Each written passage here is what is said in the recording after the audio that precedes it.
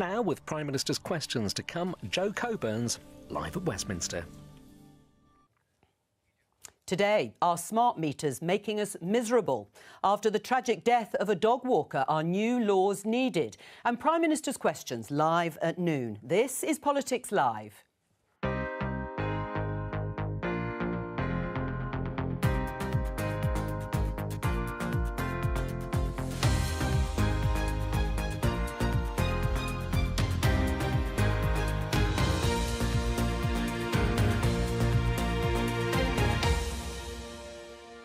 Joining me today, Conservative MP Alex Shelbrooke, Labour MP Barry Gardiner, political strategist Jo Tanner and host of the Westminster Insider podcast, Alva Ray.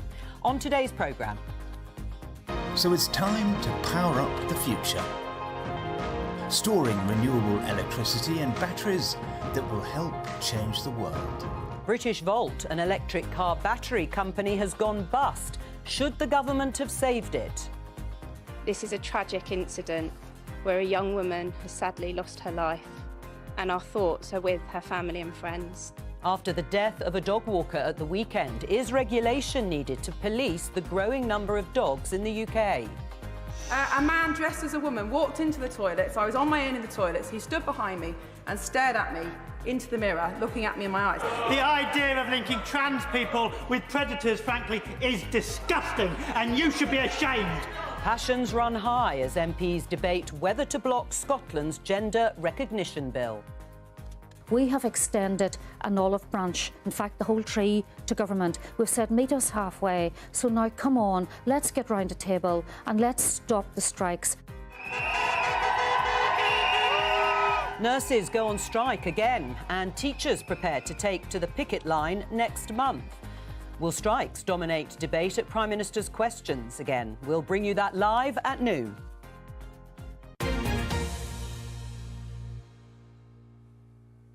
Let's start with inflation. The latest figure for December, it's dipped slightly, but it's still at a record high of 10.5%, with cost of living pressures, of course, continuing to bite. Much of the increased costs on households going on higher energy bills. And at the moment, of course, we are living through a cold snap. As you can see here from this weather map, temperatures dipping far colder, actually, than expected, -7 and -6. Now, for people with smart meters in their homes, they can constantly monitor, as we can show you, the amount they're spending on their heating, literally minute by minute. And the question is it leading to heightened anxiety? Are they making us miserable, these smart meters, Jo?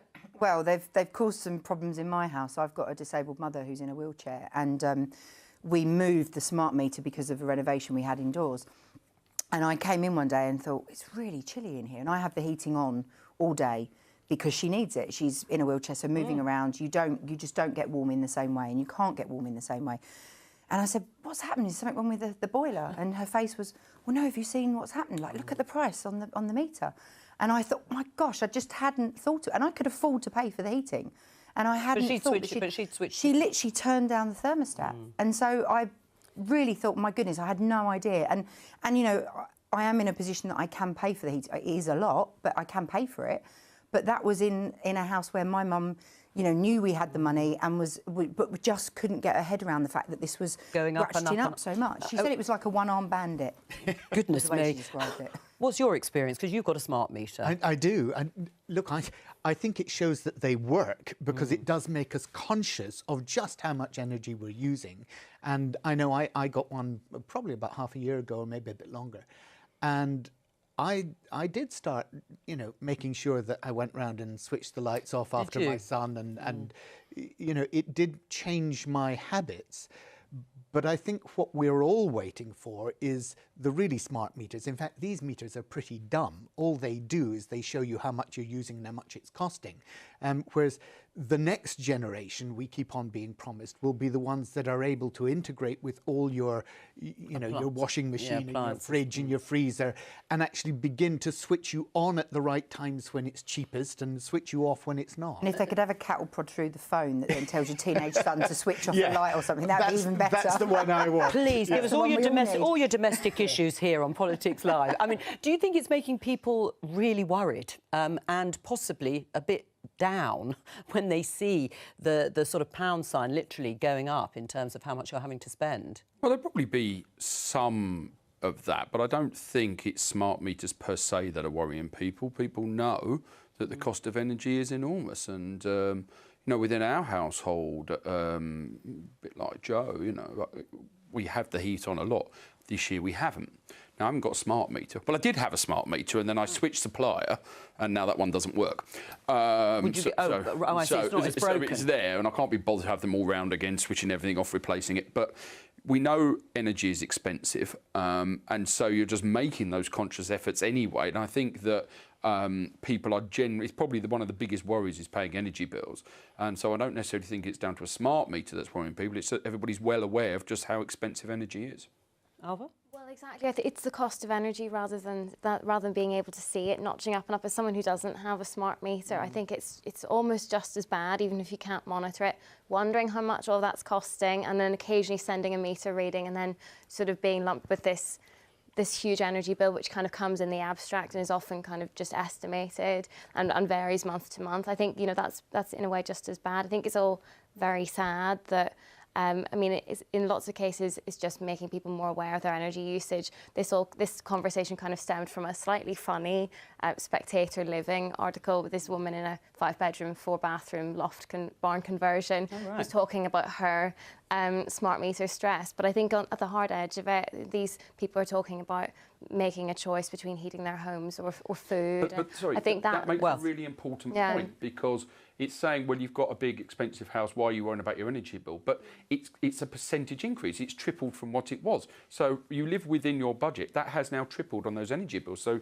it's slightly, it's irrelevant to say the size, because people have to heat that. They made decisions when they did it, and their energy bills increase. So the worry of energy goes across the board. Well, that brings us to this, and perhaps you could comment, Barry, in the eye. Stop forcing families onto prepayment or prepay meters, warns the business secretary, Grant Shapps. Do you agree with him? Yes, I do. Prepayment meters, inevitably, it's the poorest people that are pushed onto prepayment. And they've got a slightly higher standing charge as well. And I think, Alva's made the point very, very well, that it is the poor that are suffering most here. Yes, nobody likes to see their costs, their energy costs or any other costs increase in the way that they have. But the fact is that it's the poorest that are paying the price here, and they're not getting the return from government. And you simply have to wonder, why is it that actually the windfall tax on the energy companies is not being given to us, this relief? Well, Barry, hang on a minute. £39 billion. Sorry, look, and I'll come to you. We'll let Barry finish and I'll come to you, Alex. The point I wanted to make is this, that what the government is doing at the moment is it's loaning us this money, and we will have to pay it back in higher charges in the future. That's over a long period of time. Yeah. And the second point is that actually the subsidies that they're giving to the energy companies are 91 pence in the pound for the investment that they're making in the North Sea. That seems to be absolutely outrageous, because it means that they're not actually, from those energy companies, from Shell and BP and so on, they're not actually taking that money at all, because they're giving it straight back to them with the other. Well, Alec will see that differently. But on the prepayment meters, I mean, they were brought in by Labour, I think, originally to stop people being cut off if they defaulted on their payments. But now, I think the figures are around 3 million people with prepayment meters being disconnected for not topping up their meters last year. Do you think it should stop in the way Grant Shapps said, people being forced onto them? Well, I think this is the point, isn't it? Is that I think the original policy, Labour policy, brought in with the best of intentions, and then as time goes by, it gets exploited to the point that they're getting forced. And I think it's right that Grant says, right, wait a minute, Ofgem, we need you to actually start looking at this, because this is going way beyond which I imagine, Barry, your government ever envisioned. And I think when those situations occur, it's right for the Secretary of State to say, well, hang on a minute, can we just address what's going on here? Is it being exploited? And give it to the independent body to take that look at and see what's going on. Let's have a look at this headline in the Financial Times. Britishvolt's collapse drains UK hopes of building battery-making champion. This is the story that this company has gone into administration. It was a UK battery start-up. The majority of its 230 staff have been made redundant with immediate effect. Employees were told yesterday at an all-staff meeting. Should the government have stepped in to back the company and help it survive, Alec? Well, it couldn't get private investment. And we can put £100 million in and be exactly where we were. But let me throw you a complete curveball. I think it's the wrong approach. I think, first of all, in terms of lithium supplies, we know there's going to be a shortage. We're going to start questioning where they're coming from, and there's going to be a lot of world competition. And we don't do any recycling of these batteries. It's too complex an industry there. But overall, I think we're obsessed with electric cars. We need to be looking at hydrogen combustion cars. So I think that we are running down a corridor, and if we want to put hundreds of millions of pounds of taxpayers' money in when private investment can't be found, I do think we should take a step back and think about where the whole agenda is going in vehicle propulsion over the next decade. Right, so you don't think the government should have stepped in this particular instance for the reasons you've just outlined, but should the government step in to help start-ups in industries that are seen as the future, whether it's the tech industry, whether it is this kind of product, battery manufacturing, because broadly speaking, we're moving towards, or some of us are moving towards, having electric cars? Yeah, but I mean, overall, it's not fair to say the government aren't doing anything. I mean, if you just take support which is there for startups, or indeed research and development tax credits, which are going up 30% on last year as well. So, I mean, there's a whole package of things that move forward. But if you're faced with the situation we were faced there, was it right to put in £100 million of taxpayers' money when you couldn't get private investment? Barry? You're going to hear something you don't often hear from me, and that is, I don't know. Because I don't know why it was that Volt actually went into administration. I don't know what were the underlying causes. I don't know why it couldn't get the private sector capital. And I'd really want to look at that in order to be able to make a proper assessment. I think your point in response to Alec was absolutely right. And that is the government should be looking at nascent industries, particularly obviously in the green sector, to support them through to full commercialisation. And the amazing thing to me is that actually we are still supporting with perverse subsidies the fossil fuel industries in this country. As I said, 91 pence in the pound for their investment. I can't understand why we are doing that with public money when we're not supporting in the same way the renewables industries and other nascent industries that we're going to need. Barry, because well, every word that I said is entirely true. But research and development tax credits are available in the same way that they are for the oil industry. Right, let's have a look. But Sorry, let me just to correct that, that's not actually the case, because actually the 91 pence in the pound is not available for renewables industries. It is available for the fossil fuel industry. So we just need to have the facts right. It is about choices, of course. Let's just show you this map. You can see battery plants where they've been constructed, I should say, or planned. You can see there are many more of them across Europe. To take Barry's point about a nascent industry, is this something the government should be doing? Alex says that there wasn't the private investment available, or certainly not right up until it went bust yesterday. Should the government cover that? It looks like it probably should have. I mean, I take Barry and Alex's points that there's a big question mark over why they couldn't raise the private investment. But I think it's entirely possible that private investors didn't want to make that huge upfront cost, because there would be a bit of time before they would see a return on that investment. But the government maybe would be able to wait that out. I mean, when you look at that map, why does Europe think that we're going to need to invest in making loads of car batteries when the UK is so far behind? And in a way, it's a win-win-win for the government here, because so much of the offer in 2019 was levelling up, bringing great jobs and investment to these areas. These are exactly the kind of jobs that people talk about on both sides of the political spectrum. A green industrial revolution on the Labour side. These are the kinds of jobs that people want to see, and then it's paving the way for the energy transition as well. Jo? I mean, I agree with Barry. We don't know what's happened, and we actually could be sitting here now saying that company failed and the government had put in the 100 million, and why did they put the 100 million into a company that was perhaps mismanaged, perhaps there were serious... I mean, there's been a lot of reports, a lot of suggestions. I don't know what's true, but there have been allegations about some of the management, what they were doing, where money was spent, how it was spent. So we could be having a very different discussion, which 100 million is a significant amount of money if it had been. Discussion when, I've forgotten the name of it, the construction company went bust and the government have put billions into that trying to keep it up. I forgot. I don't want to pretend I know what it is in case I slander another company, but if we remember about 3 or 4 years ago, don't do that. there was a Carillion, that's it.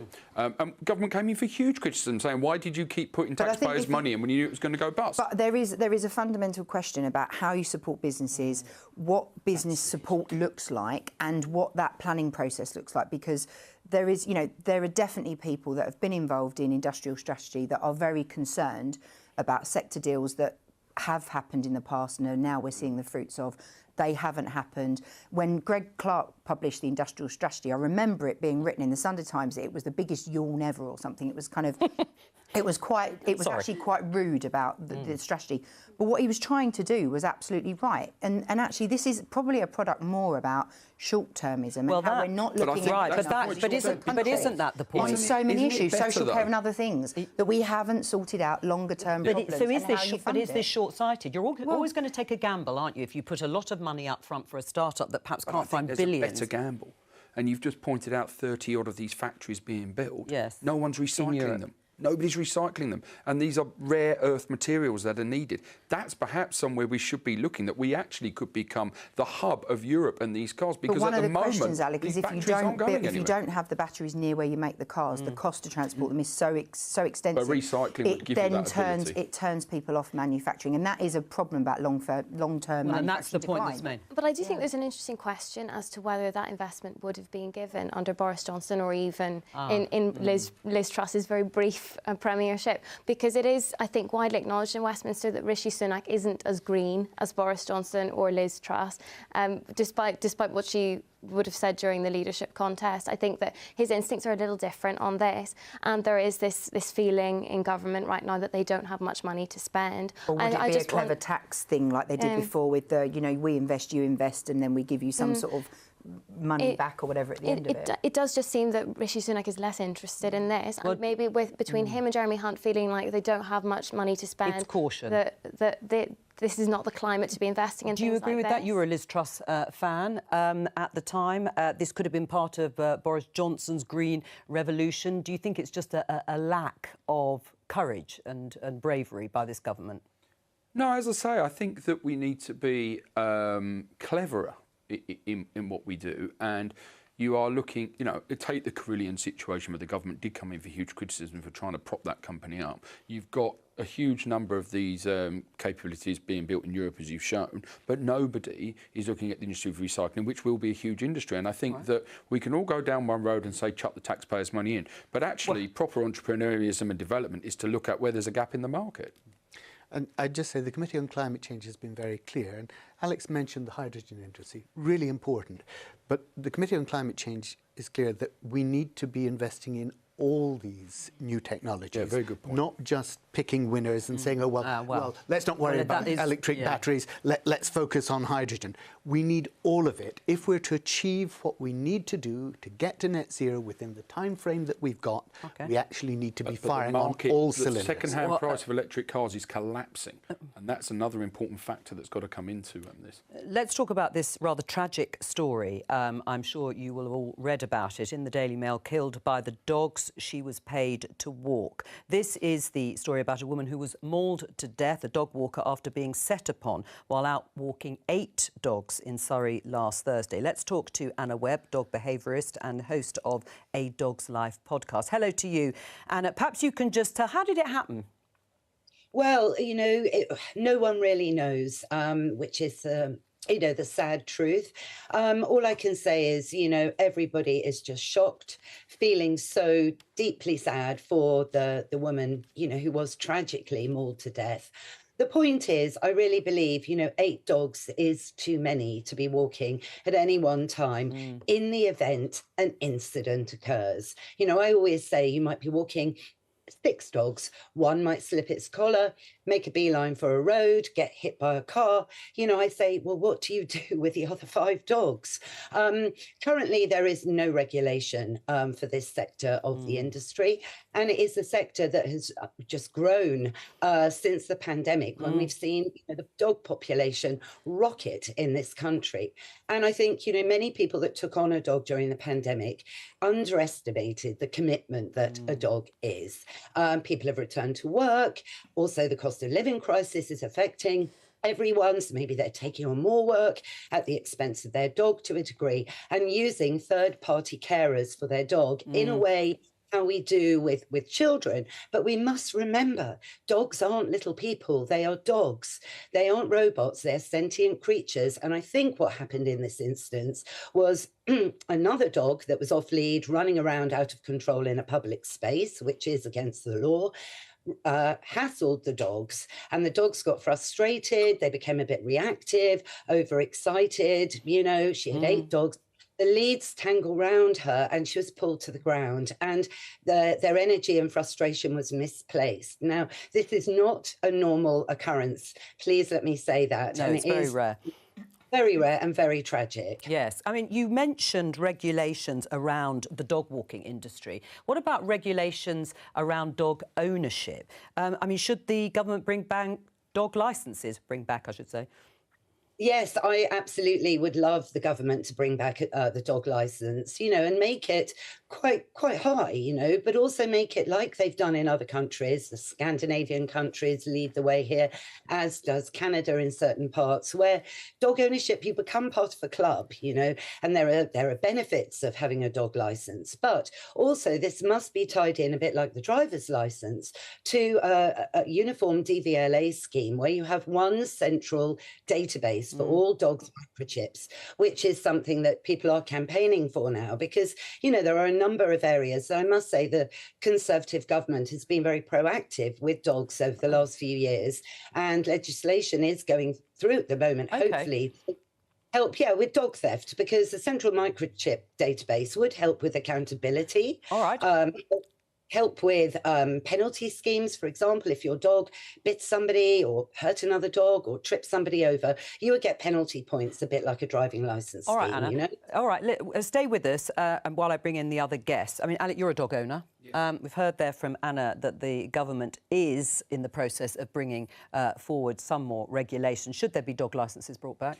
I mean, that's a very interesting question, because if you look at a lot of legislation we've been trying to build in, it's to try and stop puppy farming, sort of some of the illegal activities that take place. So would it have an effect? Maybe, and I think it's definitely worth looking at. I think I looked up my own local authority. In Leeds, a dog walker can have 6 dogs, an individual can have 4 dogs. Maybe the animal behavioural dog expert will probably be able to cast some light on this, but maybe 6 is too many.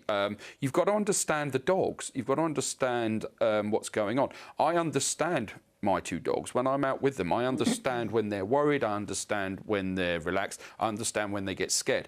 I think you've got to understand that. And dog walking industry has exploded, but as far as I could see, the only regulation around it is the local authority saying just what's the maximum you can take. Is there any actual training, perhaps, which could be brought in to say, how do you understand a dog? Anna, what do you want to say in response? Yes, absolutely. Oh, I say 100%, absolutely. You know, people think walking a dog is really easy. Well, you know, it's not. And as you say, you know, you do need to know your dog. And the problem is owners aren't spending enough time with their dogs to get to know them or offer them the right social skills. So a dog walker, you know, they're not taken on board to train your dog or teach your dog. They are literally to walk it. But it is a huge responsibility. Well, I was just going to say to you, and is 6 too many? I mean, if you're talking about numbers for a dog walker. Absolutely. Well, actually, the most recommended number of dogs in this country at the moment is 4. Where I live, it's 6. In Northamptonshire, the whole county just before Christmas brought in new recommendations to make it standardised as 4 dogs. All right. 4 dogs, a bit better, but for me, I think it should be 2 dogs. Are there just too many dogs really owned by people, Joe? Because, I mean, you look at the numbers. As of October last year, 34% of households in the UK own a pet dog. In 2010-11, it was 22% of UK households. I mean, I don't know. I don't know if it's too many dogs. There is definitely an issue. I've always had a dog. I think I was 6 months old when we got our first dog, and I've still got a Labrador at home now. Sometimes one dog is too many dogs to be walking because if they're a puppy or if they're pretty excitable or they're a bit aggressive, one is plenty to be walking. So what I don't understand in this is that some people paid more than they would pay for a second-hand car for dogs. That's the price that some breeds are now at. And yet they're prepared to let somebody go out and walk their dog and umpteen others at the same time. So there's a lot of questions. It's never a bad dog. It's always the owner. It really is. There are lots of complexities with breeds at the end of the day, but it is always about the owner. And so fundamentally, if you are prepared to let your precious, you might have paid £3,000 for a breed and you're prepared to let someone else look after that one and 4 or 5 others at the same time, I'd be asking... I'm going to bring the others. We can see Anna's dog, or just about the ears anyway. Barry? Yeah, look, I think it's not about dog licences. I would like every dog owner to have a certificate that they have taken their dog to puppy training. Yeah. And once the training has been done, that certificate, in effect, becomes the licence. Because the problem is not whether you've got a licence or not, it's whether you know how to socialise your dog, whether you know how to train your dog. And unless you've been to that training at the beginning, then it's no good. The licence is not doing anything except giving the government revenue. That's why it was done away with. It was administratively a waste of time. But if it's tied to training of the dog and the owner, because most training is actually of the owner, then it would be a useful function. Of breeds generally. And microchip them so that then if anything does go wrong, you can check with that dog and that owner actually went to training or not. When I went to Battersea Dogs Home to look for a dog, I said I had a disabled person in the house, and they said there were certain breeds that were too protective. If my mum fell and a carer tried to help, they could attack the carer because they wouldn't understand what they were doing. People don't always think about their households and how they live and which breed of dog is appropriate in the first place. So I know Anna wants to come in. I will come to you, Alva. Anna, you wanted to respond to something Barry was saying, I think? I was going to say, look, in terms of this DVLA scheme I was mentioning, I think all dog owners need to take a test, get that certificate before they get a dog. So just before you get behind that steering wheel, because I think a lot of people really at the moment don't understand what a dog really is and their needs. And also I would say puppy training, absolutely, but you train a dog through its entire life. Going to an 8-week puppy training course, that's great, but then the puppy hits adolescence at about 6 months of age and tends to forget everything it's just learned. Yes. So training, like with humans, it's about a life journey and life experiences. It's a big responsibility, isn't it? Well, I think the thing I'm just really struck by, we've talked a lot about dog ownership, but we also mentioned that doggy daycares and dog walking, that's a really new booming industry. I know a few people who run doggy daycares, and I know lots of people who use them, people who got dogs during the pandemic and now have to go into the office. And I think that's just this quite unregulated area. I actually think that lots of people who run doggy daycares are fantastic. Even the lovely lady who does our makeup before we come on air was saying that her dog was terribly behaved, and then she got some help from the doggy daycare person and hasn't had any problems. I think lots of people who run doggy daycares are very good with dogs, do understand them very well, have a lot of insight to share. But in the same way that we're having a conversation in politics at the moment around childcare ratios, I just wonder what should the ratios be in that sector? How many dogs per person, not just on dog walks, but in someone's home?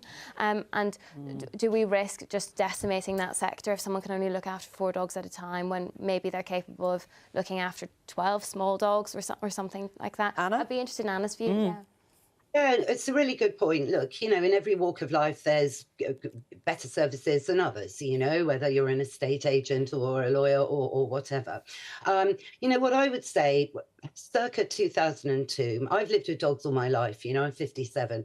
My father was high up in the RSPCA, so I learned so much from him on how to behave with dogs and vice versa. All of these third-party care facilities, if you like, are very new. They really didn't begin in this country till 2005. Up until then, you use friends and family to help on the odd day that you might need some help with your dog. This every day taking your dog to a doggy daycare, it can suit some dogs, but other dogs can really get, stressed out, bullied, overwrought, and it not do them much good. And in fact, when you think life is short for a dog and you bring a dog into your life, they are man's best friend.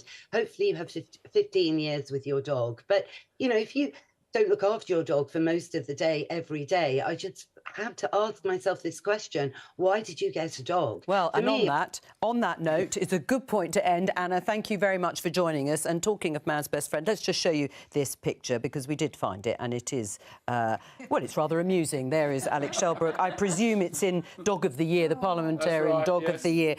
With your dog, what's he called, or she called? Oh, well, one's called Boris, one's called Maggie. Which party do you represent, I wonder, Alec? Barry Head in hand. Well, having shown you that, we're going to move on to the bonfire of EU laws. And do you remember this?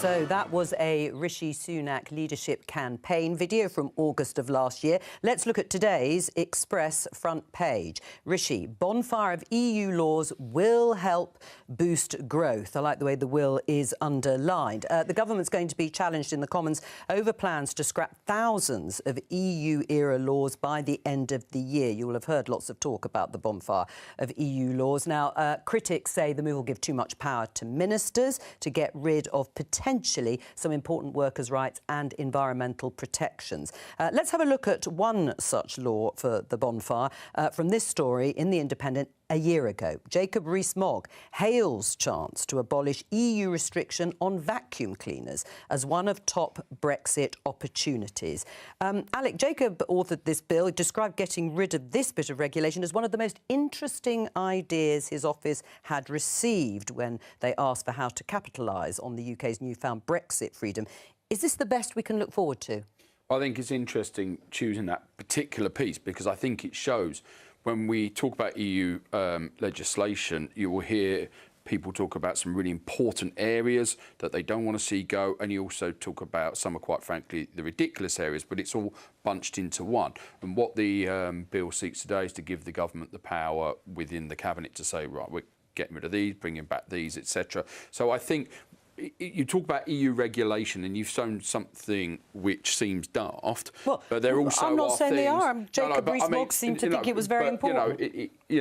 Why is that story there? But at the same time, there are some very important aspects of EU law, and I think this is why the government needs the flexibility. Well, a lot of people think this is important because they wrote in to Jacob Rees-Mogg to say... But they need the flexibility to move quickly on all these laws, which is what I think this bill gives. Labour, Keir Starmer, has made much of saying we need to make Brexit work, we need to embrace Brexit. So would Labour do the same with this EU-retained law, with these thousands of pieces of EU legislation? Let me make 3 points. The first is that there isn't enough time to seriously go through 2,400 pieces of legislation and, through Parliament, do the necessary renewal of the laws that we want to keep and jettison the others. That's the first thing. The time frame is against us here. The second thing is look at the Natura 2000 and the European Birds and Habitats Directive. These are ones which we probably will not get time before the end of the year to renew into UK law. they were actually written by Boris Johnson's father. We in Europe, when we were in Europe, actually were responsible for creating most of these laws because we wanted them in the UK. But they're not all going to be junked, are they? They're not all going to be junked, but they may not be able to be renewed in time, and that's the problem here. The third point that I would make is that we were told that this was an opportunity for us to have better, improved standards. And yet, certainly in the area of employment law, what we have seen is the attack on the right to withdraw one's labour. We've seen the introduction of people being allowed to employ surrogates to come in, agency workers to come in and undermine strikes. We've seen a huge attack on employment law in this country already. So the idea that Brexit was about enabling us to improve the rights that we had at work, that's gone out the window. Right. I mean, I can see there is an issue about the timing, and there could be mistakes made, genuinely, about important pieces of legislation being either accidentally or deliberately cast aside. But if Brexit was about anything, it was about some sort of freedom, wasn't it, Jo, to decide about what's worth keeping and what isn't? Yeah, but it's also, we know, has taken up a huge amount of government lawyers' time, even just getting to the point of getting out and managing the out process has taken a huge amount of time. And going back to my earlier point, the stuff we still haven't dealt with, which have been problems for years, like social care, which we're seeing the effects of not having dealt with those things. So the idea that we divert even more government time, government lawyers' time, there will be, endless political scrutiny of this. The timing issue is really important because you can't do it either A, fully, or B, properly. Right. And then what happens in the interim? And obviously businesses then are going to say, well, hang on, where's the benefit in this? Because the uncertainty is a massive, massive worry. And there are already business groups that are coming out saying that. So it feels like it would have been more sensible to have said we would have looked at certain areas within a certain time frame. But it was a bit cavalier to go, we'll do all of it and do the sort of stunt that they did. As great as it looked, the reality is it was probably never deliverable. Can I just say the point that you make about business is really critical. And if you look at the REACH directive, that's the chemicals regulations that, again, we were instrumental in getting passed in Europe, the uncertainty for business over the transposition of those into UK law is causing huge problems and huge costs for British business. I mean, you're listening to the conversation. Are you convinced by this? Should the government just slow down? Should the government just sort of park this, take the advice of Jo and do it sector by sector over a period of years? Well, I think there's probably some wise advice in that. But, of course, this is a bill which has got its second reading today. It's got to go to committee stage, reports, then got to go through the Lords. Bills do change. And I think that... we've seen the Prime Minister willing to listen to backbenchers, make changes. Some people call it U-turns, others call it taking in the views of the party. What do you call it? I think Alex told you that was bravely What do you call it? Very good, thank you. But it is important that legislation has a long way to go beyond today. The end of the year it is. But the second reading today, that legislation's got a long way to go. Alva, you want to say something about that, and then I want to point you to the levelling up story. But yeah. Well, but I think the thing is that as Alec just diplomatically put it, taking on the views of the party is not just a question of the timing; it's who gets to look at this legislation. And the problem, you're getting backbench Brexiteers who would clearly love to see lots of these laws off the statute books and to change them. People like David Davis saying the problem with this is actually a lot of this scrutiny and decision-making will be done on Whitehall by civil servants and ministers, not by Parliament, the MPs who make our laws and should be there to review them. I think that's really the crucial issue. I think it just is the difference between the political campaigning and the reality. I mean, I remember being at Hustings during the Tory leadership contest. Rishi Sunak would get a huge cheer when he announced we'll have all EU laws off the statute books by the end of the year. Huge cheer, and for that mostly Eurosceptic audience. But in reality, even Brexiteers would like a bit more time and a bit more empowerment to look at this themselves. I've just been told, actually, the bill is further down the line than perhaps you thought. Rather than a second reading, it's third reading and report stage. Sorry, but I mean, it's got to go into the Lords. It's got to go through a long way. Yeah. Right, but perhaps slightly less than originally thought. Some of this stuff was put into place when they could sit for hours. They don't sit as long anymore. So how are they going to get rid of them all in the time they've got available when they're spend standing orders like we did in the withdrawal agreement? You know, it's going to be crazy. Well, that's something to look forward to, isn't it? All weekend looking at EU retained law. Yes, don't say that too loudly. Let's have a look in the Commons, because obviously we're going to Prime Minister's questions in just over 5 minutes' time. You can see their questions continuing as the chamber fills up. I want to draw you to another big campaigning slogan in the Times. Levelling up is so 2019, Alec, apparently. Rishi Sunak's Tories are now gauging up. I had to read this carefully to understand what gauging up... I thought it said gouging up when I first read it. Gauging up or stepping up. I think Lisa and Andy, on your side, had a slightly different phrase for levelling up. Does it still resonate with your constituents? Did it ever? I don't know. I mean, the reality you are is, the Conservative MP I'm not for a member Rockwell of the 80-20 group, so the first I knew about this was when I read it in the Times. But look, what always comes down to the fact of the matter is what opportunities are people getting in an area? That's what they look at. And in Westminster, we can call it several things and do several things, but you're judged on your results. And there's a couple of years to go. You've got to have tangible results for people. And if And so far there aren't any?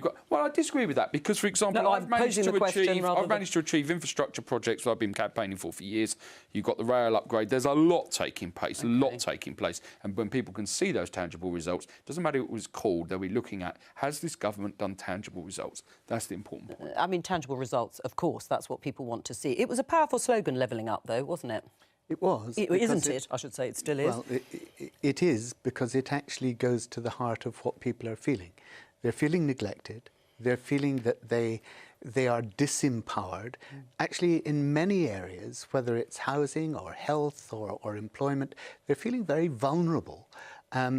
And these are the things that the government needs to address. And, you know, Joe has, I think, 3 times already on this programme talked about the care bill, talked about the need to get something on the statute book that's going to make people's lives better and that's going to enable us to get so many of the other problems sorted out. And that's what really needs to go on. That's the serious business of government. And sloganising is not where it's at. It's delivery for the people who feel so incredibly vulnerable at the moment. And I think that's an important point, actually, about how it's important what sectors you're focusing on. Joe was talking about earlier on, we're talking about what may be taken up with the EU law. So it's about where you sector on. But, I mean, just in terms of transport, I think there is a lot happening there, and that's one particular sector.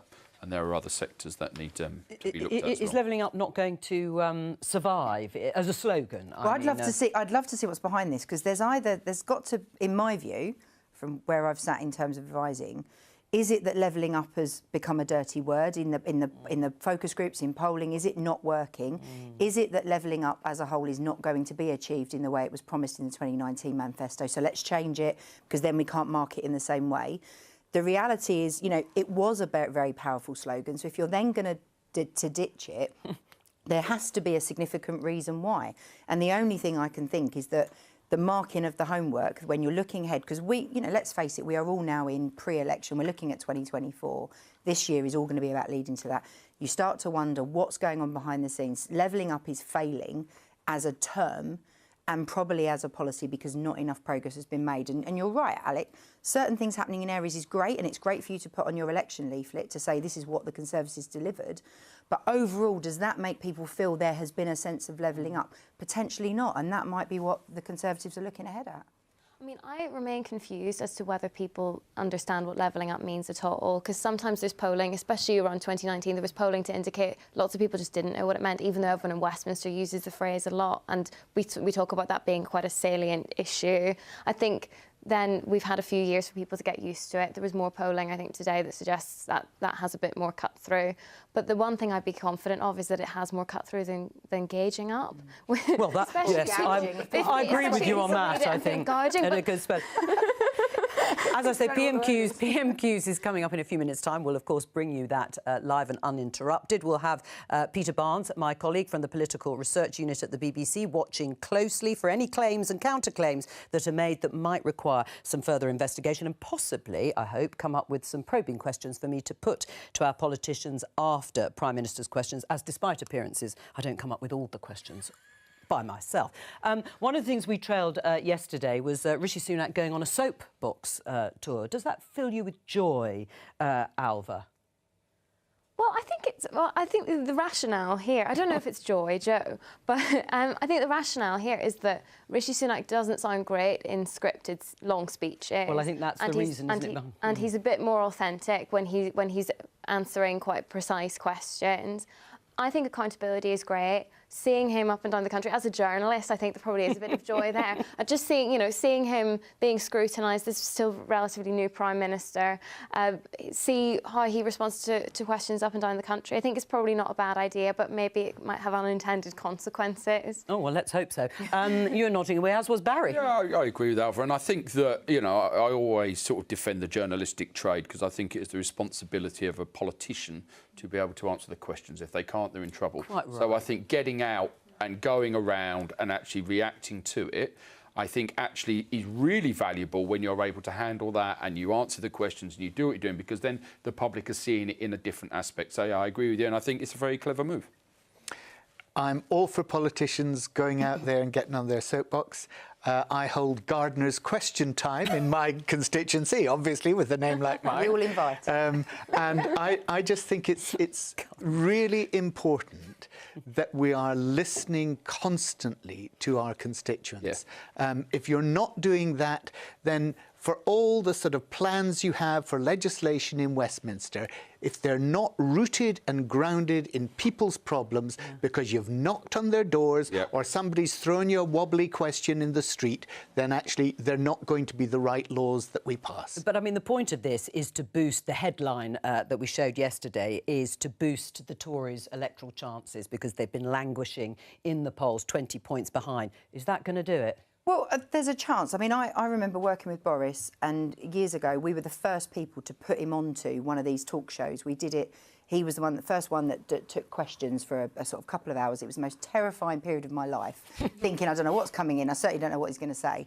You never knew what Boris was going to say anyway. It got a bit, but you could predict it a bit more after He didn't know. But it was early days. But it was he even got a marriage proposal. It was random. But the point about that connectivity is really important, and it works for Keir. Keir is very good when he's one-on-one. When you actually talk to him, when you see him, Theresa May was much better in person than when you saw her do TV. She kind of became a bit robotic. A lot of politicians do, and I think that connectivity stuff is good. I'm sitting on a 18,000 majority. I'm out on the doors on Friday, I'm out on the door on Saturday, I'm out on the doors all the time. Why? Because you've got to keep that connection, and you hear what people think. And on that, to keep the connection, let's go into the chamber. Here, Lindsay Hoyle introducing Prime Minister's questions. Mr. Prime Minister, Kate Knifton. Question number one, please, Mr. Speaker. Mr. Speaker, I know members from across the House will be as shocked and appalled as I am about the case of David Carrick. The abuse of power is truly sickening, and our thoughts are with his victims. The police must address the failings in this case, restore public confidence and ensure the safety of women and girls. There will be no place to hide for those who use their position to intimidate those women and girls or those who have failed to act to reprimand and remove those people unfit from office. Mr. Speaker, this morning I had meetings with ministerial colleagues and others. In addition to my duties in this House, I shall have further such meetings later today. Kate Knifton. Thank you, Mr. Speaker. As the project champion for the North Midlands Manufacturing Corridor, next week I'm bringing together businesses, leaders and local councillors from across the region in Parliament to set out to Department for Transport officials the importance of the A50-A500 corridor. The Prime Minister understands the importance of investing in our infrastructure and unlocking the potential of our towns and cities. So will he urge government colleagues from Bays and DLUC to attend the meeting and to hear more about the benefits this investment would bring to our region? Mr. Speaker, the government recognises the strategic importance of the A50, A500 corridor to the Midlands. I know final decisions on this scheme will be made in the third road investment strategy, which is fully published next year, but I know my honourable friend will be contacting ministers in the relevant departments to invite them to hear her case. We now come to the Leader of the Opposition, Keir Starmer. Thank you, Mr. Speaker. Can I join with the Prime Minister in his comments about the dreadful case of Carrick? Mr. Speaker, it's 3 minutes past 12. If somebody phones 999 now because they have chest pains and fear it might be a heart attack, when would the Prime Minister expect an ambulance to arrive? Mr. Speaker, it's absolutely right that people can rely on the emergency services when they need them, and that's why we're rapidly implementing measures to improve the delivery of ambulance times and indeed urgent and emergency care. But I'd say to the honourable gentleman, if he cares about ensuring that patients get access to life-saving emergency care when they need it, why won't he support our minimum safety legislation? Mr. Speaker, the Prime Minister can deflect all he likes, but for the person suffering from chest pains, the clock started ticking straight away. Every minute counts. That's why the government says an ambulance should be there in 18 minutes. In that case, it would mean just about 20 past 12. Now, I know he doesn't want to answer the question I asked him, so I'm going to ask him again. When will that ambulance arrive? Mr. Speaker, because of the extra funding we're putting in to relieve pressure in urgent and emergency care departments, because of the investment we're putting in ambulance call handling, we will improve ambulance times as we are recovering from the pandemic and indeed the pressures of this winter. But I say to the honourable gentleman again, because he makes my case for me, he describes the life-saving care that people desperately need. So why, when in other countries like France, Spain, Italy and others, why is he depriving people here that care? Mr. Speaker, he obviously doesn't know or doesn't care. I'll tell him. If our heart attack victim had called for an ambulance in Peterborough at 12:03, it wouldn't arrive until 10 past 2. These are our constituents waiting for ambulances I'm talking about. If it was Northampton, it wouldn't arrive until 20... Order. Mr. Blister, I hope you want to see the rest of the questions out, because I want you to be here, but you're going to have to behave better. Come on, Keir Starmer. Mr. Speaker, I'm talking about our constituents. If they were in Northampton, it wouldn't arrive until 20 past 2. If they were in Plymouth, it wouldn't arrive until 20 to 3. That's why someone who fears a heart attack waiting more than 2.5 hours for an ambulance. Not the worst case scenario, just the average wait. So for 1 week, will he stop blaming others, take some responsibility, and just admit, under his watch, the NHS is in crisis, isn't it?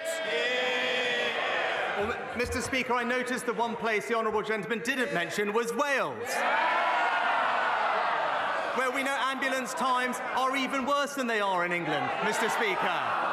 No, and the reason that is the case, because this is not about politics. This is about the fact that the NHS in Scotland, in Wales, in England, is dealing with unprecedented challenges, recovering from COVID, dealing with a very virulent and early flu season, and everyone is doing their best to bring those wait times down. But again, I'll ask him, if he believes so much in improving ambulance wait times, why won't he support our minimum safety legislation? Mr. Speaker, he won't answer any questions and he won't take any responsibility. By 1 o'clock, our heart attack victim is in a bad way. Sweaty, dizzy, chest tightening. This is a heart attack and they're shouting, this is your constituents. By that time, they should be getting treatment. But an hour after they've called 999, they're still lying there, waiting, listening to the clock tick. How does he think they feel knowing an ambulance could be still hours away. Well, Mr. Speaker, the specific and practical things we are doing to improve ambulance times are clear. We are investing more in urgent and emergency care to create more bed capacity. We're ensuring that the flow of patients through emergency care is faster than it ever has been. We're discharging people at a record rate out of hospitals to ease the constraints that they are facing. And we are reducing the call-out rates by moving people out of ambulance stacks and being dealt with in a community. Now, these are all very practical steps that will make a difference in the short term. But I ask him again and again, and we know why. The reason that he is not putting patients first when it comes to ambulance waiting times is because he is simply in the pockets of his union paymaster. Mr. Speaker, this isn't hypothetical.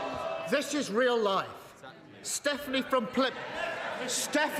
Plymouth was battling cancer when she collapsed at home. Her mum rang 999, desperate for help. She only lived a couple of miles from the hospital, but they couldn't prioritise her. She was 26 when she died, waiting for that ambulance. A young woman whose life was ended far too soon. And as a dad, I can't even fathom that pain. So, on behalf of Stephanie and her family, will you stop the excuses, stop shifting the blame, stop the political games, and simply tell us, when will he sort out these delays and get back to the 18-minute wait? Mr. Speaker, of course Stephanie's case is a tragedy. Of course, people are working as hard as they can to ensure people get the care they need.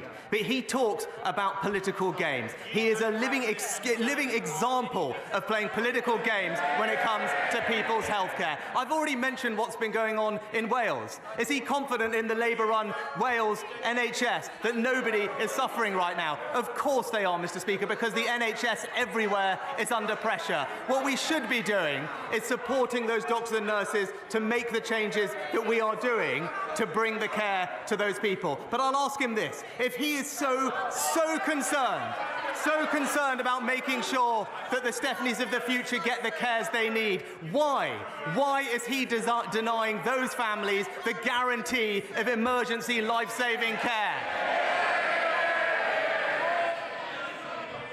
So that's his answer to Stephanie's family. Deflect, blame others, never take responsibility. Just like last week, he won't say when he's going to deliver the basic minimum service levels people need. Mr. Speaker, over the 40 minutes or so that these sessions tend to last, 700 people will call an ambulance. 2 will be reporting a heart attack. 4 will be reporting a stroke.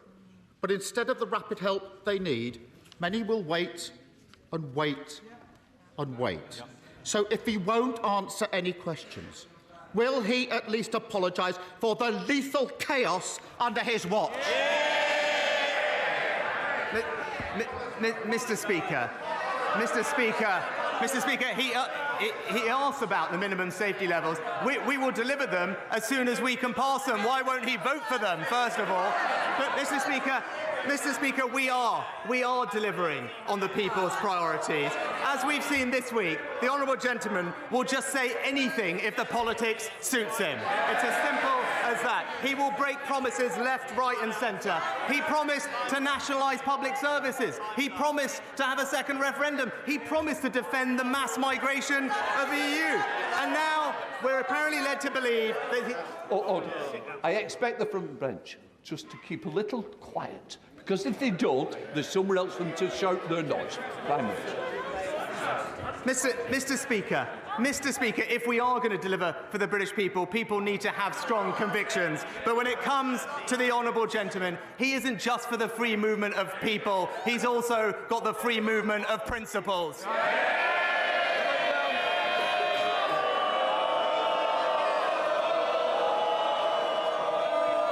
Mr. Speaker, on Monday, the independent Net Zero review was published by my honourable friend, the member for Kingswood.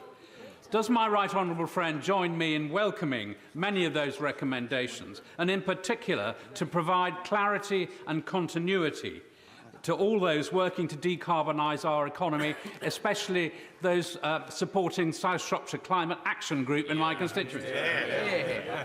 Well, Mr. Speaker, can I thank my right honourable friend, the member for Kingswood, for his view, but also pay tribute to my right honourable friend for his work in this area. I'm pleased that the report recognised the UK's leadership in tackling climate change and catalysing a global transformation in how other countries are dealing with it.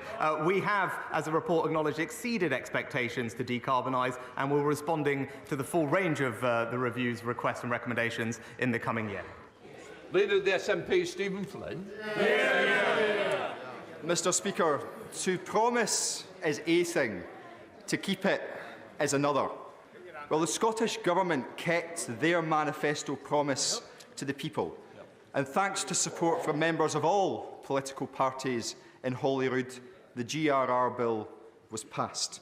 Surely in that context, the Prime Minister must recognise that it is a dangerous moment for devolution when both he and indeed the Leader of the Opposition seek to overturn a promise made between Scotland's politicians and Scotland's people. Well, Mr. Speaker, let me be crystal clear that the decision in this case is centred on the legislation's consequences for reserved matters, as is laid out in the Scotland Act, which established the Scottish Parliament, which the honourable gentleman talks about, and at the time supported by the SNP. This bill would have a significant adverse effect on UK-wide equalities matters, and so the Scottish Secretary, with regret, has rightly acted. No evidence. Mr. Speaker, let me be crystal clear.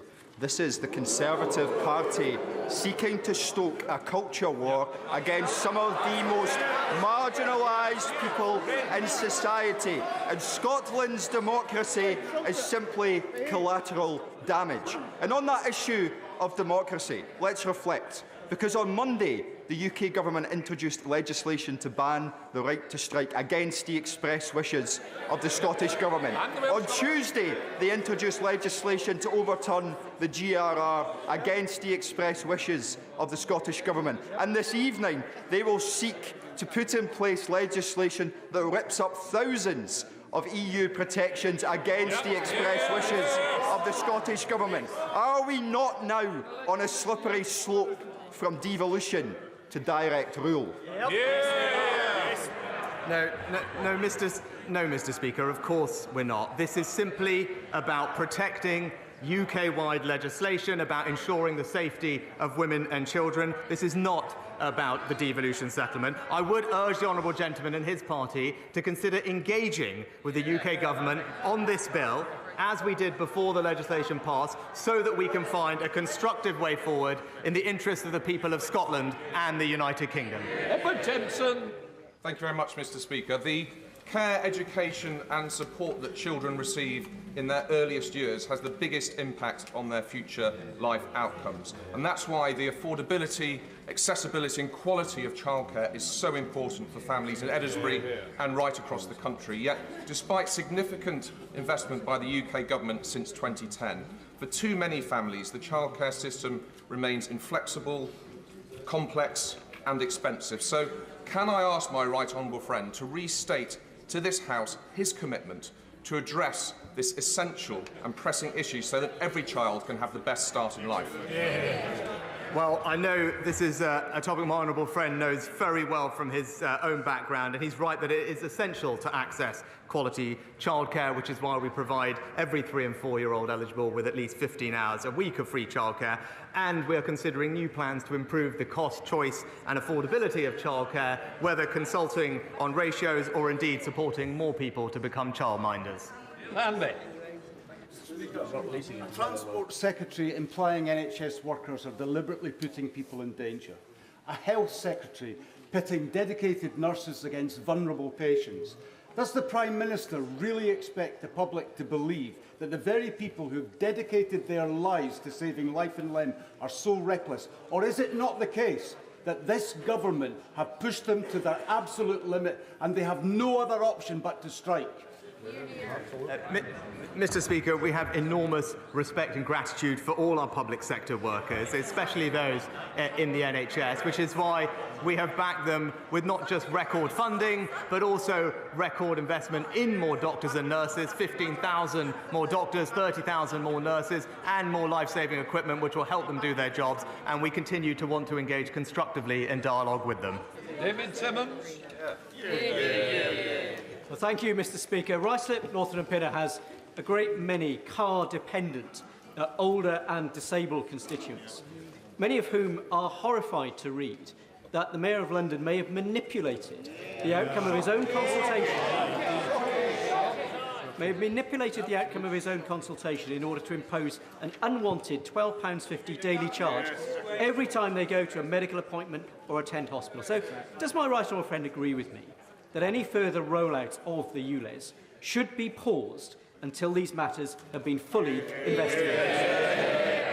Well, my honourable friend has rightly pointed out that transport in London is devolved to the Labour Mayor of London, and it is disappointing that the Mayor, backed by the Leader of the Opposition, is choosing not to listen to the public, expanding the zone against the overwhelming views of residents and businesses. I urge the Mayor to properly reconsider and respond to these serious concerns. Mr. Speaker, the Prime Minister showed his card this week by ramming through the sacking nurses bill. Yeah. He has literally gone from clapping nurses to sacking them. His Transport Secretary has said that the bill is unworkable, and the Education Secretary has said that it is not needed. Why does he still want the bill? Mr. Speaker, it was the Labour Party that showed their cards this week when it came to backing working people. What I'd say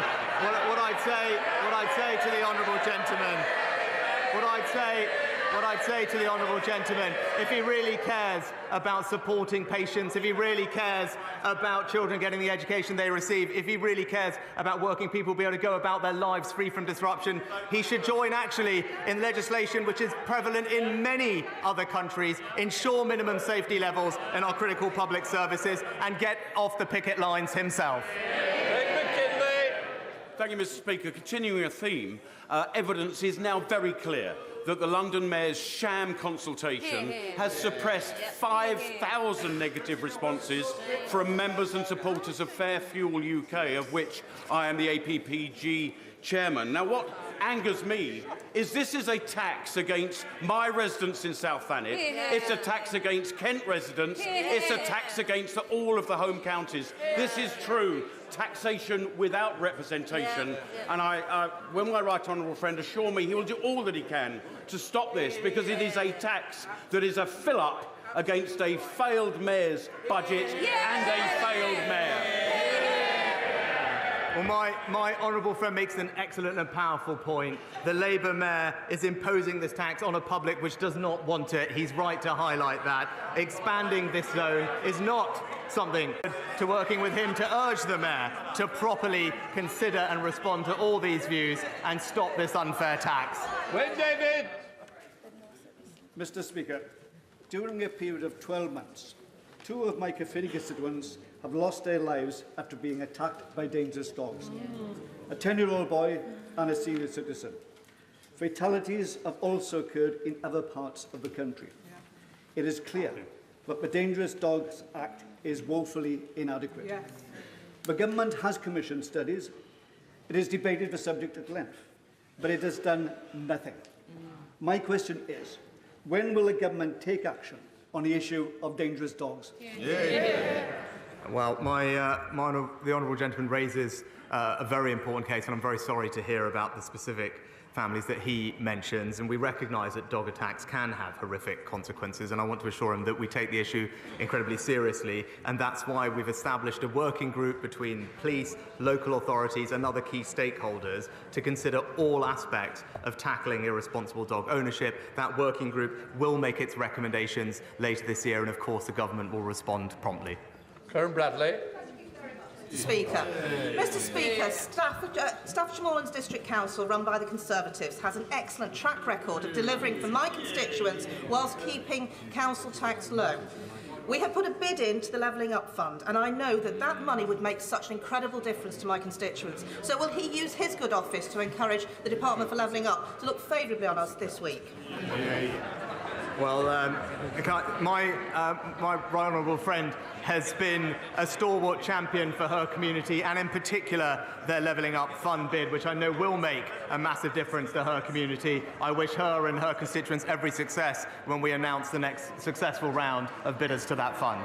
Sarah Green. Thank you, Mr. Speaker. Many of my constituents in Chesham and Amersham are struggling to keep up with their energy bills this winter. When they do fall behind, too often families are punished by being switched over to prepayment meters, which are more expensive, which does nothing to help their financial situation. Will the Prime Minister back our call to ban energy companies from forcibly installing prepayment meters and stop energy companies from switching smart meters over to prepayment meters remotely?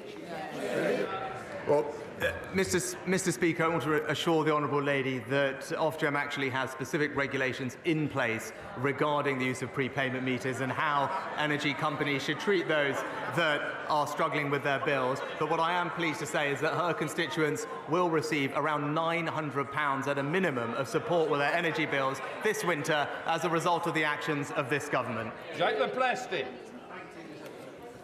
Will my right honourable friend join me in paying tribute and thanks to the several thousand people at MOD Defence Equipment and Support at Abbey Wood in my constituency who work tirelessly to ensure that the military equipment and supplies that we have pledged to the people of Ukraine are dispatched quickly and efficiently?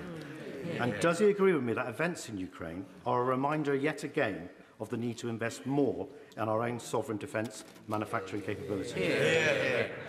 Well, Mr. Speaker, honourable friend makes an excellent point, and I'm happy to join him in paying tribute to his constituents at the MOD facility. The work they are doing is making a critical difference in the fight to combat Russian aggression in Ukraine. I know it's extremely appreciated both by the President of Ukraine and his people. And he's right also that it highlights the need for more investment, which is why we're putting £24 billion of investment into our armed forces, but also increasing the amount of kit that we manufacture here at home. Thank you, Mr. Speaker. It's almost a year to the day since the then Business Secretary, at a visit to the British Rail site in my constituency, promised the company £100 million and proudly boasted to the national media that he couldn't think of a better project that better demonstrated levelling up.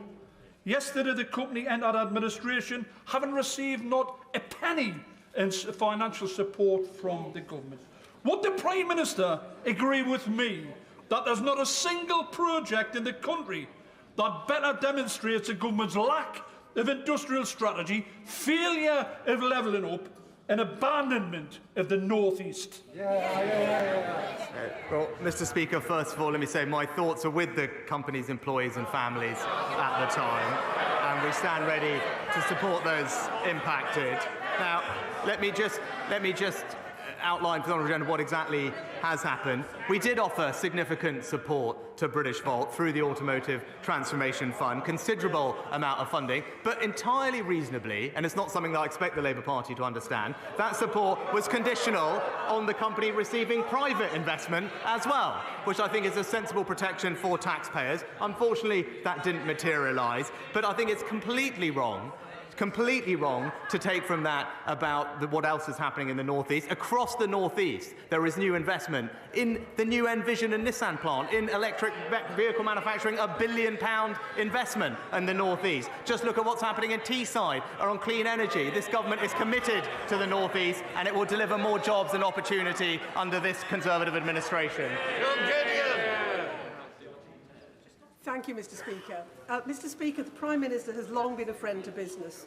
As Chancellor, he listened to businesses in Stoke-on-Trent Central about their issues. Stoke-on-Trent has a wide range of manufacturing, fabrication and engineering excellence.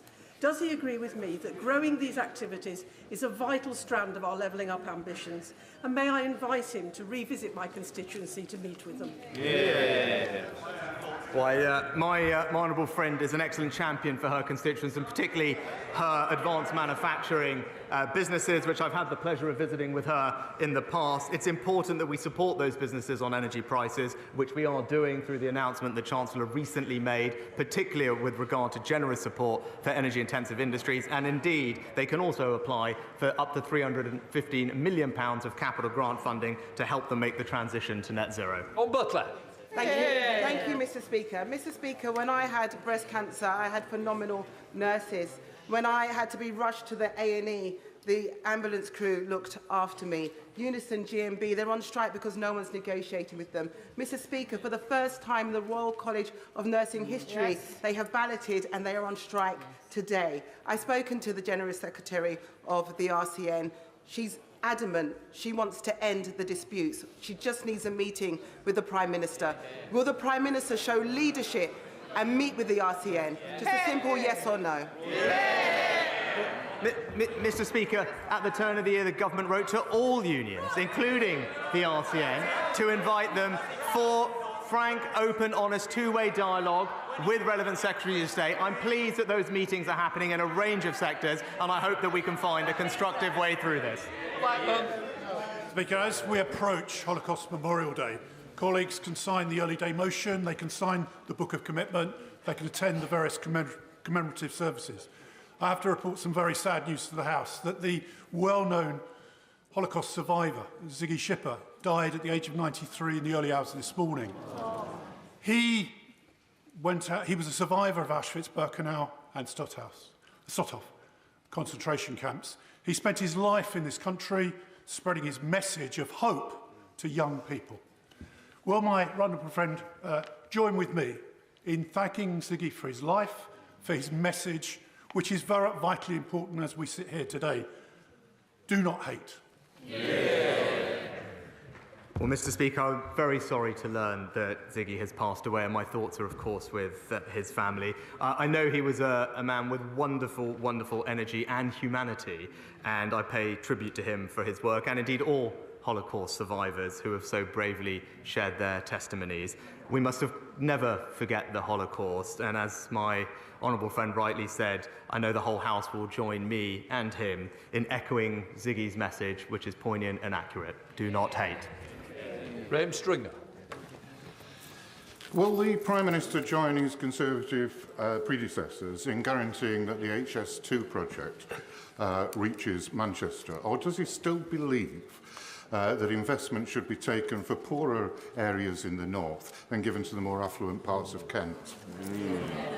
Mr. Speaker, this government is investing record sums in transport infrastructure across the country, but especially in the North and Midlands, with a £96 billion integrated rail plan, which will improve journey times east-west across the north and connectivity across the East Midlands. It's a record we're proud of, and now we'll get on with delivering it. Richard Fuller. Speaker, there's been a 40% increase in patients on roll with GPs in Biggleswade in the last 15 years, but last week proposals for a Biggleswade Health Hub were not progressed, despite financial support from Conservative-controlled Central Bedfordshire Council. So can my right honourable friend advise me what is the status of our manifesto commitment to infrastructure first, and will he and his ministers work with me to bring together the various parts of the NHS to bring the Biggleswade Health Hub back on track? Well, I'd be very happy to organise a meeting for the honourable gentleman to discuss how to progress his project. He's right about the importance of primary care. There is more investment going in, but we want to make sure it works for his constituency, and I look forward to arranging a meeting with him with the relevant minister. Thank you, Mr. Speaker. The Prime Minister is well aware of the injustice of prepayment meters, not recently because he commented on it earlier in a question, because it's long-standing. Higher tariffs and higher social charges. Why then has he allowed a situation where hundreds of thousands have been forced into that penury at a time when winter is upon us and prices are rocketing, and where we face a situation of 8.4 million people facing fuel poverty in April? All he requires to do is to instruct, through himself or through a minister, Ofgem to ensure that there's an equalisation of tariffs between debit and credit, and also that his government takes steps to provide a fund for those who have seen debt arise because of his government's failures. Will he end that manifest injustice of the poor paying most? Well, Mr. Speaker, I think the honourable gentleman's proposed bill would also increase bills for many millions of families, so I'm not sure it is the right approach. But what we are doing is providing around £900 of specific support with all families' energy bills this winter. There's further targeted support for those who are most vulnerable, which is absolutely the right thing to do. And, as the Chancellor has already announced, we're consulting on what the best thing to do going forward, including options, as he mentioned, such as a social tariff, as part of our wider reforms to the retail energy market. Laura Farris. Thank you, Mr. Speaker. Every single country in the G7 requires some level of minimum service to be provided when strikes take place in essential public services, often with laws that actually go much further than that. Does my right honourable friend agree that the British people should be entitled to the same basic level of protection when strikes take place in these services? And does he think the former Labour Prime Minister Tony Blair had a point when he said last year the big defect at the birth of the Labour Party was its tie to organised labour? Well, Mr. Speaker, my honourable friend put it very well, but she's right to make the point that what we're proposing is in line with the vast majority of other countries around the world. Indeed, many countries ban strikes in blue light services altogether. We are not doing that. We are joining countries across continental Europe and having minimum safety laws, which I think reasonably the public would expect to have a level of emergency life-saving care in the event of strikes. I think that's a common sense, reasonable position to take, and we all know why the party opposite can't bring themselves to support it. Alex Sobel. Thank you, Mr. Speaker. This month, the Right Honourable Member for Stratford-upon-Avon was forced to pay millions to HMRC to settle a tax dispute. Was the Prime Minister aware of the investigation when he appointed him to his Cabinet and as Chairman of the Conservative Party? Will the Prime Minister demand accountability from his Cabinet members about their tax affairs? Well, Mr. Speaker, my honourable friend has already addressed this matter in full, and that's nothing more that I can add. Speaker, if I may, I would like to begin by putting on record this House's heartbreak at the tragic death this morning of our friend Denis, the Minister of Interior Affairs in Ukraine, and his deputy, and all those who were killed in that tragic accident. I'm sure this House is united in our feeling on that. Turning to more local affairs, as many have pointed out, the government, I understand, is in the final furlongs of giving out its levelling up bids. And I must ask him to look kindly upon building the borough market of the Midlands and building a future Meditech hub in Rutland. So can he assure me that not just urban, but also rural areas will be levelled up? Well, Mr. Speaker, let me join with my honourable friend in paying tribute to the family of the Interior Minister in Ukraine. I know our thoughts will be with him at this difficult time. And also I can confirm to her that this government believes levelling up should apply equally everywhere across our United Kingdom. Urban and rural communities up and down the country will get the benefit of having the investment that they deserve, making sure that we can spread opportunity and ensure everyone has pride in the place that they call home. Thank you very much, Mr. Speaker.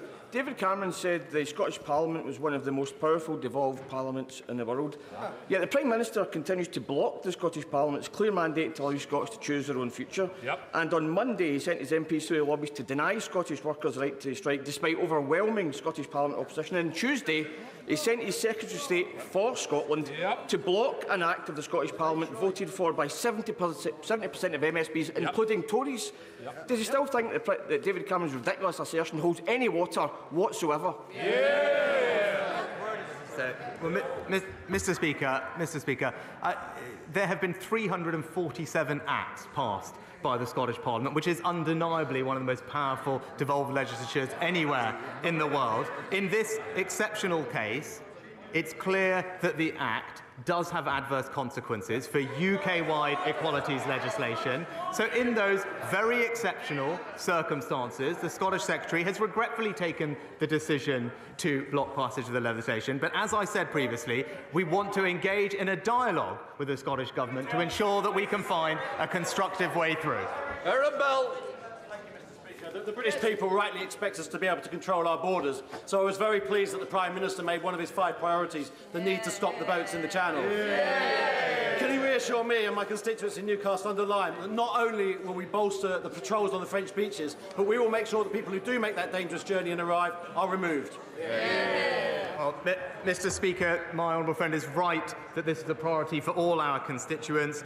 He's right to highlight the new deal that we have with France, which increases funded patrols on French beaches by 40%. And as he said, we must go further to solve this problem once and for all. And that means introducing new legislation that makes it unequivocally clear that if you enter the UK illegally, you should not be able to stay here, but instead will be swiftly detained and removed.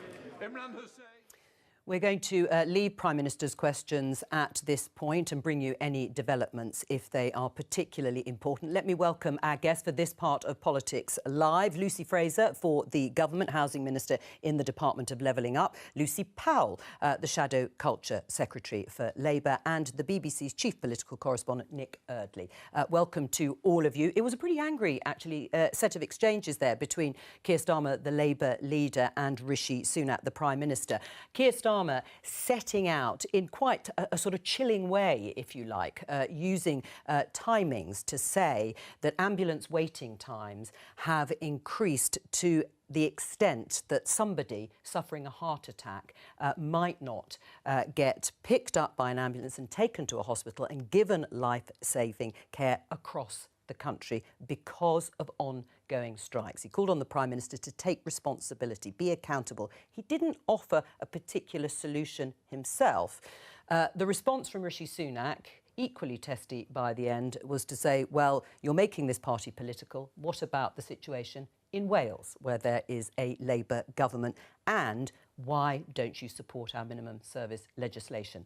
Are we getting anywhere with the strikes here? No, I don't think we got very far with that because they were almost talking about different things, weren't they? And you saw the crux of the attack lines. You know, Labour clearly think that these examples are damaging for the government. We've got to a point where the NHS is in such trouble that there are tangible examples for a lot of people of things not working. And at the same time, we've seen it said time and time again by the Prime Minister, haven't we?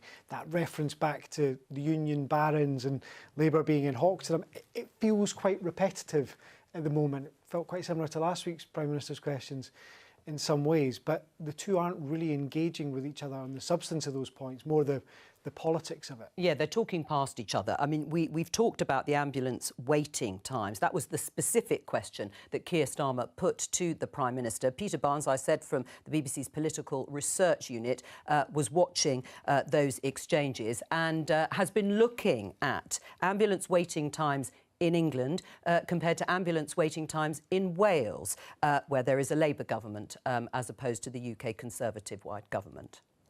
Yeah, Joe, it's actually very tricky, really, to compare the two nations because they do collect stats in slightly different ways. They have different categories of ambulance call-outs. In England, we have what are called C1, C2, C3, C4. So C1 are the most severe cases, whereas in Wales it's red, amber and green, so they just have three categories there. I've been looking into the stats. Keir Starmer was really mostly talking about the second category, so people who might be suffering from a heart attack, and he gave instances of particular parts of the country where the waits are particularly bad. But the latest stats we have for England are pretty terrible across the whole country.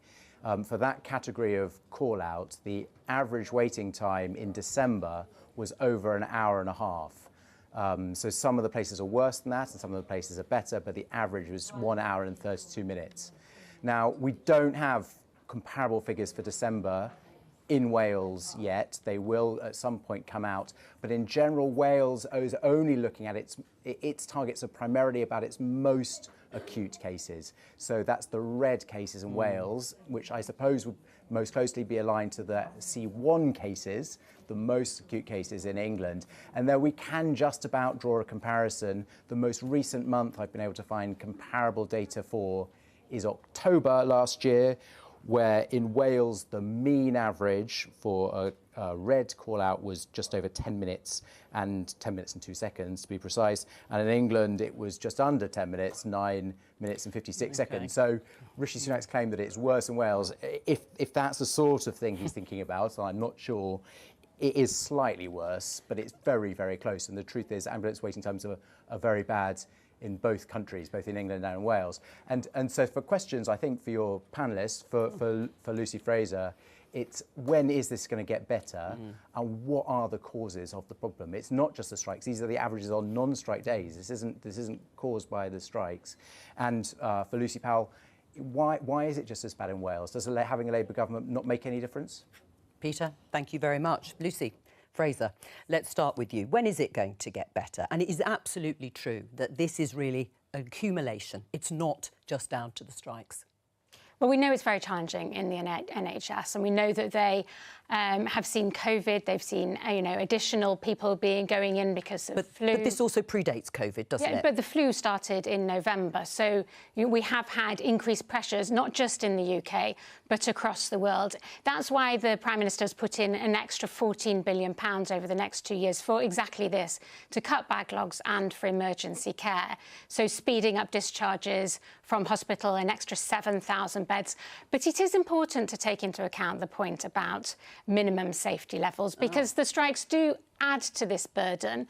And I've been in meetings where we've been discussing, do we know the day before how many ambulance services are going to operate on the next day in the strike day? So this is adding significant pressure to an already challenging time. Is that the government's only solution to resolving these strikes? You want to point to strikes. You say they're exacerbating the situation in terms of backlogs and waiting times. People might point to underinvestment, the rate of increase of money going into the health service since 2010. It has slowed. But is that the only thing that the government wants to talk about, is minimum service legislation to sort out this huge problem? Absolutely not. But it's all Rishi Sunak talks about. Well, he's challenging the Labour leader on it, because I think it's an important question. But you talked about funding. We have record investment into the NHS, £165 billion for 2024-25. That's much more significant than over the last few years, even when we've been putting more and more year on year into the NHS. All right. Well, why isn't it better in Wales, Lucy? We heard Peter Barnes setting it out there. There may not be direct comparisons, but it isn't any better. Well, I don't think they are direct comparisons, but I'm not a Welsh politician. I'm not here to answer for those questions. But obviously, the NHS budget in Wales is set by Westminster. Judge Labour by its record when we were in charge of the UK government. Waiting times, record levels of investment. If you think it's about money, waiting times in England, Scotland, and Wales were record lows ever when we last left government. So these are structural problems, because it's not just about putting in the money at this last minute here. The reason why we have such long waiting times for ambulances is a symptom of so many things that are wrong in our NHS, particularly around care in the community, discharge and so on to care homes, because at any one time in a hospital, there are dozens and dozens, if not hundreds and hundreds of patients who are ready for discharge but have nowhere to go. So that backs up throughout the hospital. We understand. My husband's an A&E doctor, so he's working incredibly hard at the moment, trying to deal with this huge demand in workload. Ambulances are stuck outside A&E because they can't come into A&E, because people can't get out of A&E to get into a hospital, because they can't get out of a hospital because they can't get to social care. So we might have record investment in the NHS, but we obviously have a massively bigger population and an ageing population, but we've seen huge, huge cuts in social care. Right, what's the resolution? Because that's what I didn't hear from Keir Starmer. You have equally compellingly set out the problems, the issues and the concerns, but what's the resolution? Why won't you at least support the minimum service legislation? At least that would guarantee a skeleton service that would actually guarantee for patients countrywide, not just individual contracts. Why won't you do that? Because there is a minimum service level agreement. As I say, my husband's an A&E doctor. Nurses in A&E would never go on strike. They don't go on strike. Ambulances do the Category 1 call-outs, and they go to the Category 2 call-outs where they can. There is already clearly minimum service. This is a total straw man from the government, trying to suggest that it is striking ambulance staff or striking nurses that are the problems in our health service. The problems in our health service is why they're on strike, because it's not just about pay. Ambulance workers are fuming because they used to be able to do in an hour, they used to do 3-4 call-outs in an hour. Now they're doing 3 or 4 call-outs in an entire shift. All right. Because they are really unhappy at the way that the NHS is being run by this government, as well as pay. Nick? So with Category 1 calls in England, you're right, there is a minimum service, but with Category 2 there's not. And the problem that the government keeps saying, keeps coming back, is there are local individual agreements with local union bodies rather than nationally. So do you think that's a problem, or do you think there is an argument that there should need to be an England-wide agreement on those? Well, what I certainly don't think is that the way to solve that problem, if that is a problem, and I'm not sure that it really is a problem, I think it's one that the government is trying to set up as a straw man, is to say the way we have to deal with that is have the threat of sacking you for not having that arrangement. Right, well, answer that question. Which is the most ludicrous thing I've ever heard. Answer that question, which comes back to, is that the only thing you've got to offer here to resolve this? Well, the threat of sacking? Because it is really important that we do know at a regional level what is happening in each area so that we can prepare for it. And I can tell you that in relation to the ambulance strikes, we didn't know until the very last minute. So those arrangements are made, but at a regional level. And if we are going to run proper services, but you're not running proper services in these periods, then we do need to have that minimum level. Now, the government doesn't want to get to that point. It wants to get to a point whereby, you know, the unions do provide a minimum service level. We're taking a power to do this through the legislation. And we are also talking, so it's not just about pay. Lucy is right.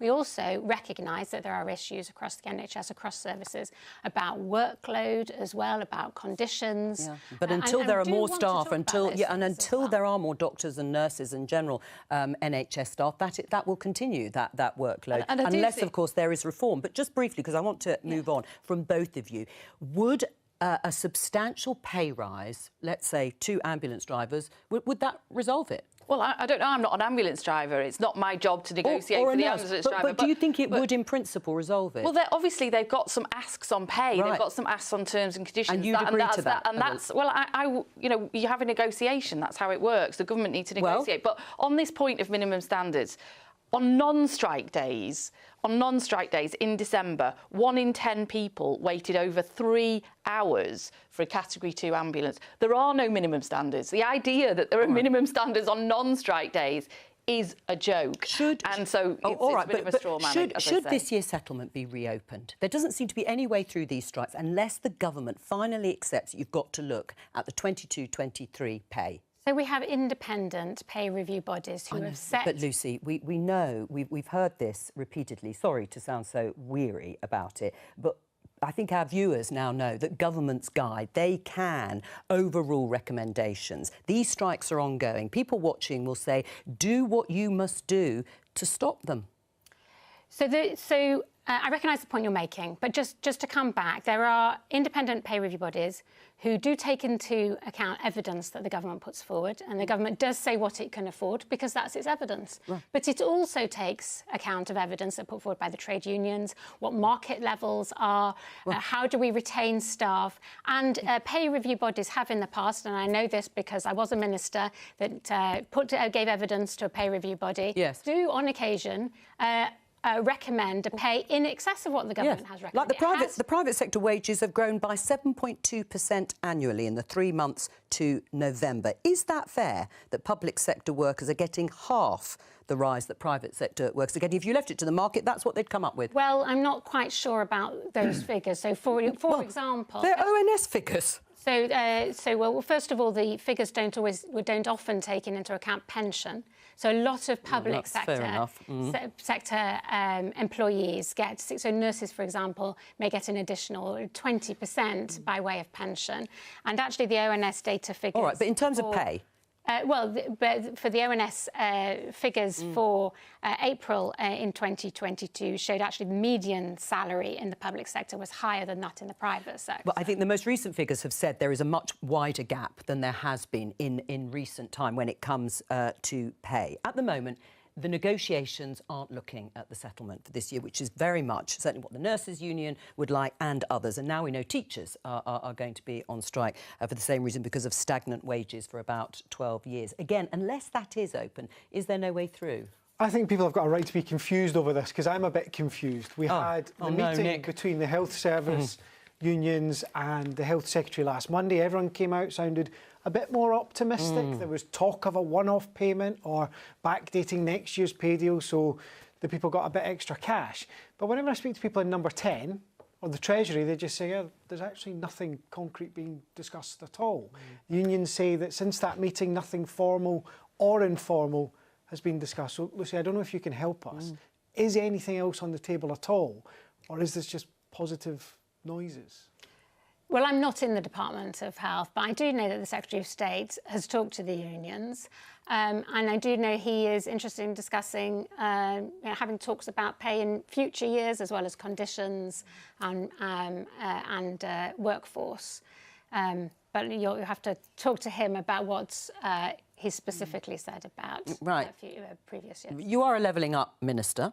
I am. Is it still the case in your mind that the Treasury is just saying no to everything in terms of what the unions are asking for and what Steve Barclay, the Health Secretary, is trying to get? So in Levelling Up, I'm the housing minister. Yes. I can tell you there's a lot of money going into housing. We made an announcement this morning, £60 million going into regeneration. And over the next few days, you'll see a Levelling Up announcement. And is it still called Levelling Up, by the way? It is still called Levelling Up. You saw the Prime Minister say that a couple of times on PMQs. So We've this got a headline... £2.1 billion Levelling Up fund to regenerate areas across the country. So this headline's wrong. We did it just before PMQs. Levelling Up is so 2019, Lucy. You're very 2019. It says Rishi Sunak's Tories are now gauging up. Yes, I don't recognise that. But I think whatever you call it, the important thing is about what are we delivering. Well. And what we're delivering is greater devolution. So more powers to people.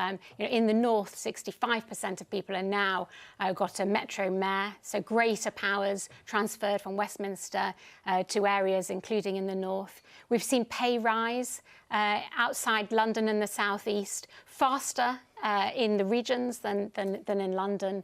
And as I mentioned, the Levelling Up fund, we'll see regeneration of towns and cities. All right. Well, let me ask you about something less comfortable, which is the BBC News headline, Nadeem Zahawi, the Tory party chairman, also a former Chancellor, briefly, facing questions about tax payment. Nick, just fill us in on this story, which is about allegations of unpaid tax that Nadeem Zahawi, millions of pounds of unpaid tax that Nadeem Zahawi has now, according to the Prime Minister today, has said that the matter has already been addressed. Answered in full, I think, was the phrase that the Prime Minister used, which I'm not sure is one that I would recognise, because we have asked quite a lot of questions about this. The Sun on Sunday had a report on at the weekend saying that the former Chancellor had paid a seven-figure sum, so somewhere over £1 million, to settle a tax dispute with HMRC.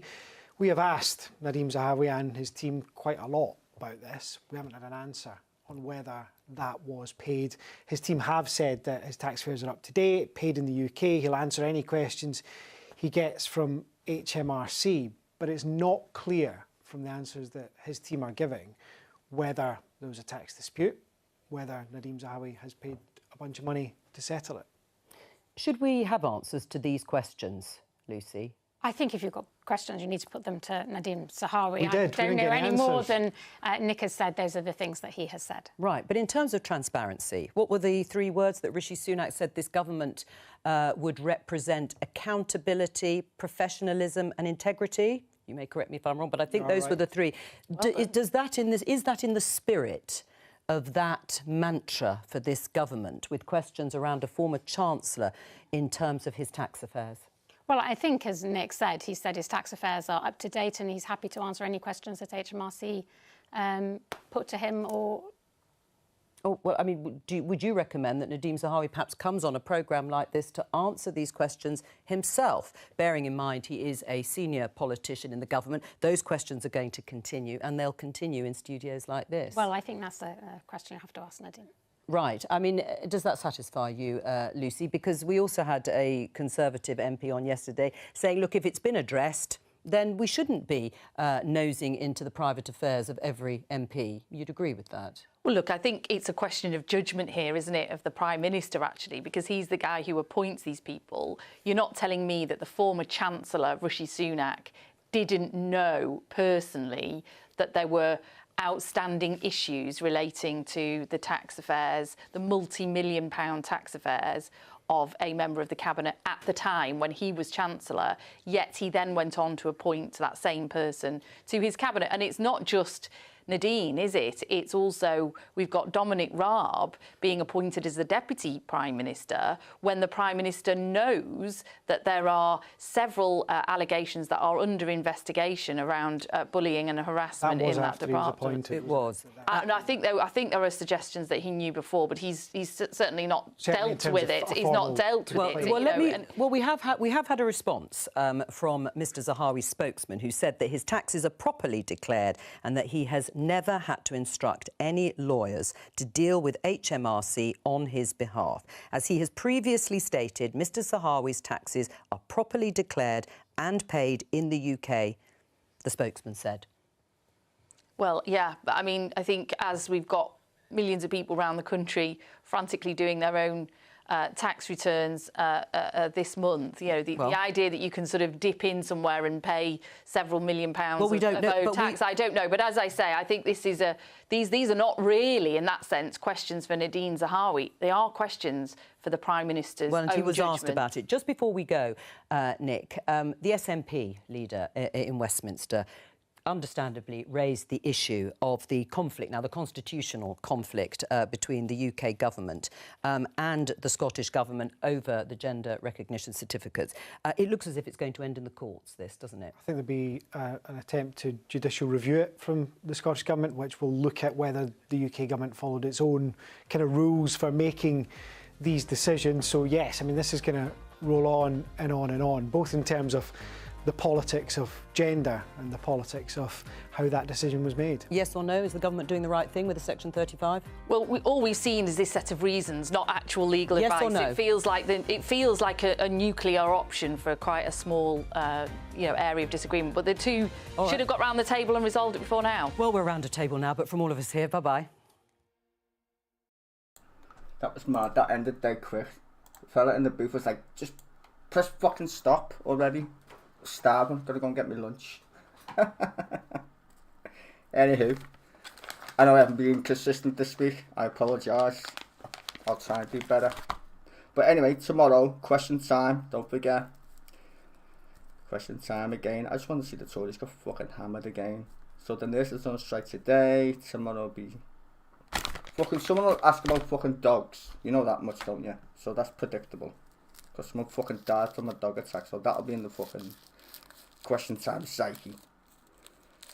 Nurses striking, probably. Hang on, isn't it this mad special one this week? Oh no, it's all about the NHS. Oh, this is going to be great. Don't even have good fucking ministers or anything. Probably won't. Useless twats. Anywho, waffle. Ta-da, see you tomorrow. Enjoy the rest of your day.